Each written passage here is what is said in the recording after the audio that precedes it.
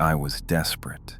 A promised morning job interview in North Carolina, corporate, stable, a fresh start, drew me all the way from New York. I drove all night to save money, fueled by stress and cold coffee. By 2 a.m., exhaustion had me drifting, eyes heavy, hands numb on the wheel. That's when I saw him, a man, in a suit, standing completely still on the side of a deserted highway. He didn't wave, he didn't move, but as I passed, his head turned and followed me. My heart thudded.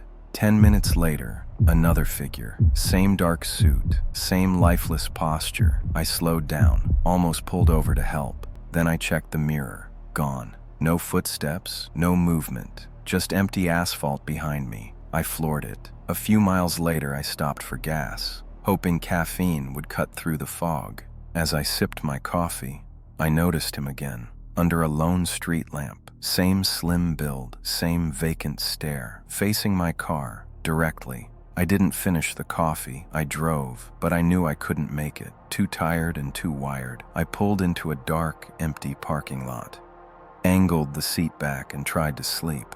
But something stirred me, that gut-deep chill, the kind you don't imagine. I opened my eyes, looked around. Nothing outside the windshield, nothing through the windows. Then I checked the rearview mirror, and there he was, in the back seat. I launched myself out the door, screaming, stumbling onto the pavement.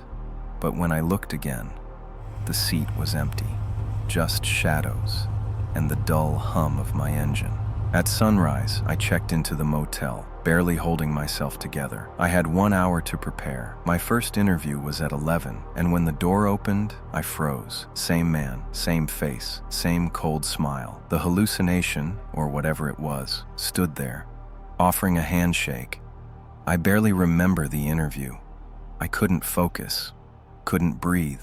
I got the second job later that day, moved south, started over, but even now, I'll never forget that drive, and deep down, I know what I felt out there on that highway. Not exhausted, not hallucinating, but hunted. I'm a 28-year-old teacher, and I was heading upstate to see my girlfriend for winter break. The snow was already starting to fall, heavier than expected. The roads were slick, visibility was low, but we had both agreed it was better to leave that night than wait for the blizzard to hit. A few hours into the drive, I stopped at a small late-night diner. It was nearly empty, just me, a waitress, and a man sitting at the bar. That man spun around on his stool when he heard me talking to the waitress. Said his name was Toby. He told me there was a cheap motel just 5 minutes up the road, said it was quiet and perfect for riding out the storm. I wasn't sure, but he seemed harmless. And the snow was coming down harder by the minute. So, I went. The motel was exactly what I expected. $50, dingy carpet, peeling wallpaper, but it had heat, and that was all I cared about.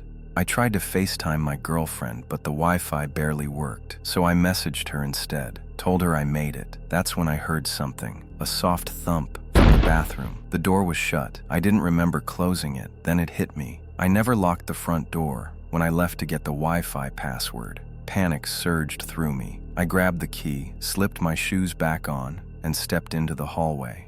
That's when I saw them. Footprints, fresh in the snow, leading from a now empty car directly to my door. I ran to the front desk, tried to explain what happened, but the man there barely spoke any English. He just motioned for me to stay put and started making a call in another language. A few minutes later, another man arrived. Big, silent. He didn't say a word. Just grabbed my bags and helped move me to another room. No police were called, no questions were asked. But then, I saw him again. Toby, just walking by, like he happened to be there, like he belonged. We locked eyes, and he smiled. Calm, casual, as if nothing was wrong.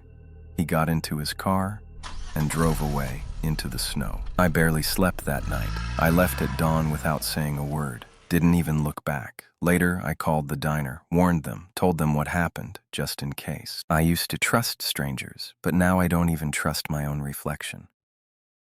I was making a late drive through Pennsylvania, podcast playing low, highway stretching dark ahead of me. Then the gas light came on. I pulled off at this lonely little station. No music, no customers, just the hum of the overhead lights, and a man in a worn pickup, staring at me while I filled up. His eyes didn't move, didn't blink.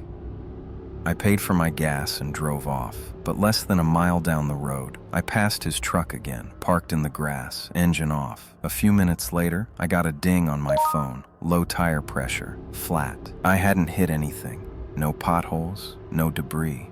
But there it was, sagging. And his truck, now parked ahead of me again.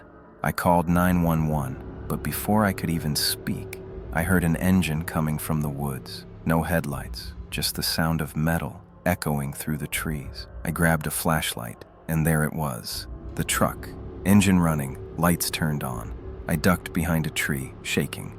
The door opened. The man stepped out and said, "Need any help?" Soft and calm. I couldn't answer. I couldn't even breathe. Then, a car pulled up behind him, and a stranger got out. I ran, begged for help, telling him everything. And the pickup driver? He just watched and quickly climbed back in his truck and drove off. The cops eventually arrived. They said the man, Toby, a local, wasn't on record. They called me a tow truck, then took me to a shop, and my dad got me back home. No footage, no arrests, just the knowledge that I came this close to abduction. And now, sometimes when I drive at night, the hum of the radio makes me glance at the woods, because I know somewhere he's out there, watching.